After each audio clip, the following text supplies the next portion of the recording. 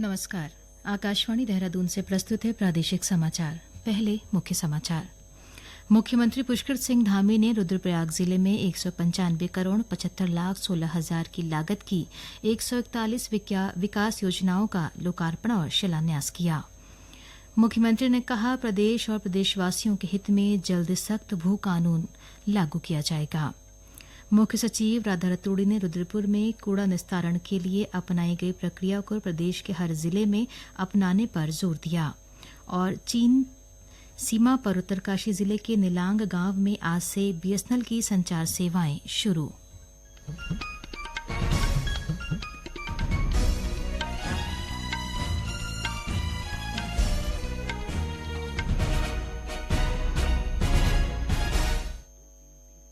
समाचारों के साथ मैं योशिता पांडे।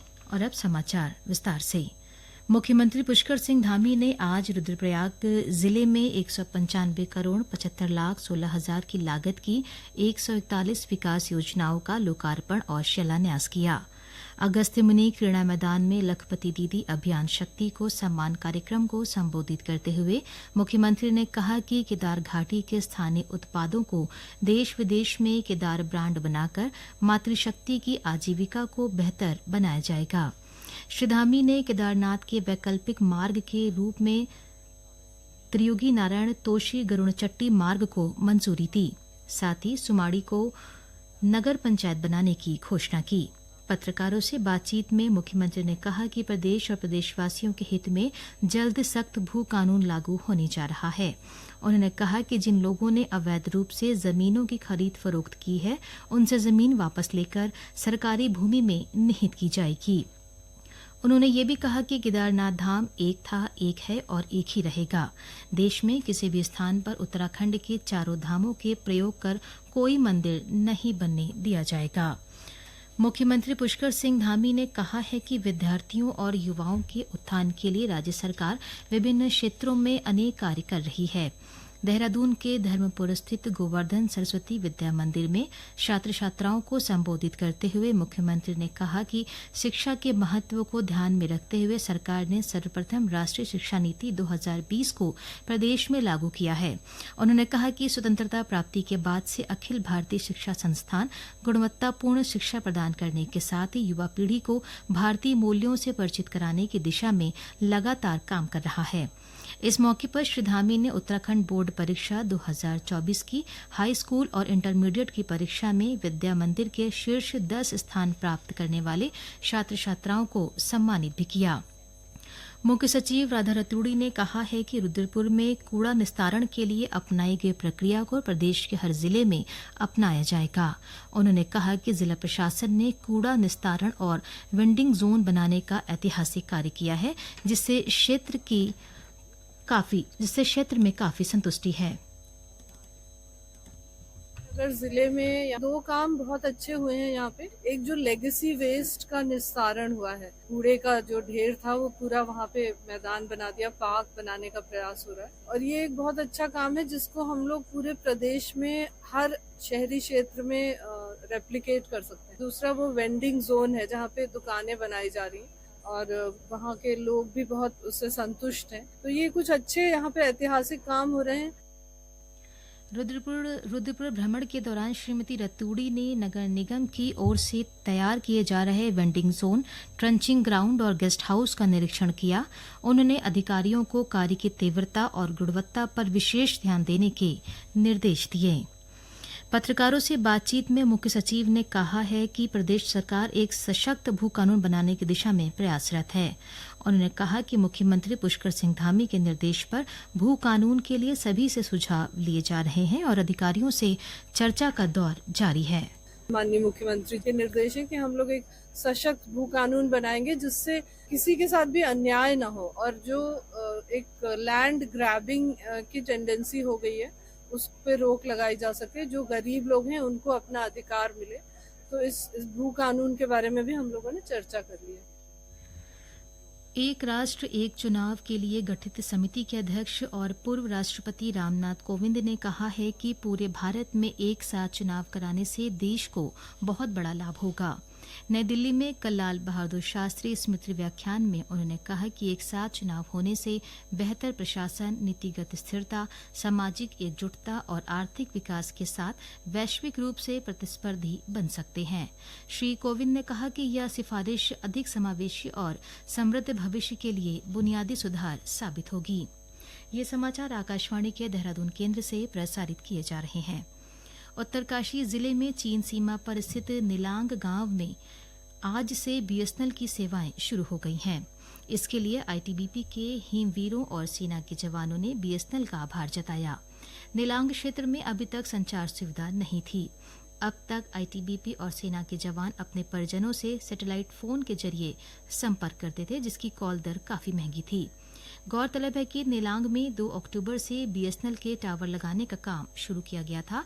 उत्तरकाशी से हमारे संवाददाता ने बताया कि अब चीन सीमा पर जादूंग, नीलापानी, सोनम पीडीए और नागा त्रिपानी क्षेत्र में 6 टावर लगाए जाने हैं। भारतीय सेना के 21 सैनिकों के दल ने उत्तरकाशी जिले के हर्षिल घाटी पहुंचने पर जंदुआ गांव में पर्यटन को बढ़ावा देने और गांववासियों के पुनर्वास के मिशन की शुरुआत की। दल ने उत्तरकाशी के उप जिलाधिकारी के साथ गढ़वाल सेक्टर में पर्यटन को बढ़ावा देने की परिवर्तनकारी थीम से जुड़ रहे पहलुओं पर चर्चा की। चमोली जिले की चौखंबा 3 चढ़ाई के लिए निकली अमेरिका और ब्रिटेन की लापता ट्रैकर्स को वायुसेना और राज्य आपदा मोचन बल के दल ने सुरक्षित रेस्क्यू कर लिया है। चौखंबा 3 की चढ़ाई के लिए 2 विदेशी महिला ट्रैकर्स मौसम खराब होने की वजह से फंसी हुई थी। 11 सितंबर को ये दोनों पर्वतारोही चौखंबा के आरोहण के लिए निकली थी और दोनों को 18 अक्टूबर तक वापस लौटना था, लेकिन इस बीच मौसम खराब होने की वजह से दोनों वहीं फंस गईं, जिसके बाद वायुसेना और एसडीआरएफ की ओर से खोजबीन अभियान चलाया गया। जम्मू के पुंछ जिले में नियंत्रण रेखा पर तैनात भारतीय सेना की 18वीं कुमाऊं रेजिमेंट के जवान मनीष बिष्ट शहीद हो गए हैं। मनीष मूल रूप से अल्मोड़ा जिले के द्वाराहाट तहसील के अंतर्गत नौगांव कफड़ा के निवासी थे। उनकी शहादत की खबर मिलते ही उनके पैतृक गांव और रानीखेत के खनिया गांव में रहने वाले परिजनों में शोक की लहर है। टिहरी जिले के गुलदार प्रभावित भिलंगना रेंज में वन विभाग ने ग्रामीणों की सुरक्षा को देखते हुए 3 गांवों में 12 सोलर लाइटें लगाई हैं। विभाग के अधिकारियों ने संवेदनशील क्षेत्रों में झाड़ियों को भी काट दिया ताकि गुलदार झाड़ियों में न छिप सके। एसडीओ जनमेजय रमोला ने बताया कि संवेदनशील क्षेत्र में विभागीय टीम वाहनों से नियमित गश्त भी कर रही है। रेंज के पुरवाल गांव और भौड़ गांव में गुलदार द्वारा 2 बच्चों पर आक्रमण किया गया था, जिसके बाद हमारी टीम द्वारा लगातार क्षेत्र में गश्त की जा रही है। इसके साथ साथ हम विभाग द्वारा स्कूलों में और क्षेत्र में जन जागरूकता अभियान भी चलाया गया है, गोष्ठियां करी गई है। टिहरी के प्रभागी वनाधिकारी पुनीत तोमर ने बताया कि वन विभाग ने प्रभावित पुरवाल गांव में गुलदार को मारने के लिए शिकारी दल, पिंजरे और कैमरा ट्रैप लगाए हैं। हरिद्वार जिले में त्योहार के दौरान बाजारों में बिकने वाली खाद्य सामग्री पर खाद्य सुरक्षा विभाग कड़ी नजर रख रहा है। नवरात्रि के दौरान कुट्टू और सिंघाड़े का आटा बड़ी मात्रा में बिकता है। इसमें मिलावट को रोकने के लिए खाद्य सुरक्षा विभाग जगह जगह बाजारों में जाकर खाद्य पदार्थों के सैंपल एकत्र कर रहा है। हरिद्वार के खाद्य सुरक्षा अधिकारी एमएन जोशी ने कहा कि त्योहारी सीजन को देखते हुए विशेष अभियान चलाया जा रहा है। उन्होंने कहा कि किसी भी तरह की मिलावट पाए जाने पर संबंधित व्यापारियों के खिलाफ कार्रवाई की जाएगी। इसे लेकर विभाग की ओर से व्यापारियों के लिए एक संगोष्ठी भी आयोजित की गई। भारतीय डाक विभाग की ओर से गोपेश्वर में समारोह आयोजित किया गया। Chief post master general Shashi Shalini Kujur ने धार्मिक स्थल वसुधारा जल प्रपात पर विशेष आवरण का विमोचन किया। इसके साथ ही बद्रीनाथ, हेमकुंड साहिब, फूलों की घाटी, ब्रह्मकमल और चौखंबा पर्वत सहित 8 पिक्चर पोस्ट कार्ड भी जारी किए। डाक विभाग की ओर से अखिल भारतीय स्तर पर निबंध लेखन प्रतियोगिता भी आयोजित की गई थी, जिसमें आस्था नेगी को उत्तराखंड में प्रथम स्थान प्राप्त करने पर सम्मानित किया गया। चीफ पोस्ट मास्टर जनरल ने कहा कि उत्तराखंड जैव विविधता से भरा है और डाक विभाग लगातार प्राचीन धरोहर, धार्मिक व पर्यटन स्थलों को संजोने का प्रयास कर रहा है। सिंगोली भटवारी जलविद्युत परियोजना के कुंड बैराज के सभी गेटों से कल सुबह 6 बजे से दोपहर 2 बजे तक पानी छोड़ा जाएगा। सिल्ट फ्लैशिंग के लिए ऐसा किया जाना है।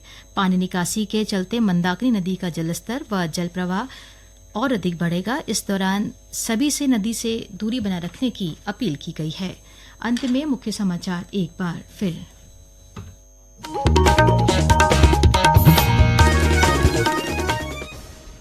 मुख्यमंत्री पुष्कर सिंह धामी ने रुद्रप्रयाग जिले में 195 करोड़ 75 लाख 16 हजार की लागत की 141 विकास योजनाओं का लोकार्पण और शिलान्यास किया। मुख्यमंत्री ने कहा, प्रदेश और प्रदेशवासियों के हित में जल्द सख्त भू कानून लागू किया जाएगा। मुख्य सचिव राधा रतूड़ी ने रुद्रपुर में कूड़ा निस्तारण के लिए अपनाई गई प्रक्रिया को प्रदेश के हर जिले में अपनाने पर जोर दिया। और चीन सीमा पर उत्तरकाशी जिले के निलांग गांव में आज से बीएसएनएल की संचार सेवाएं शुरू। इसके साथ ही प्रादेशिक समाचारों का ये बुलेटिन समाप्त हुआ। नमस्कार।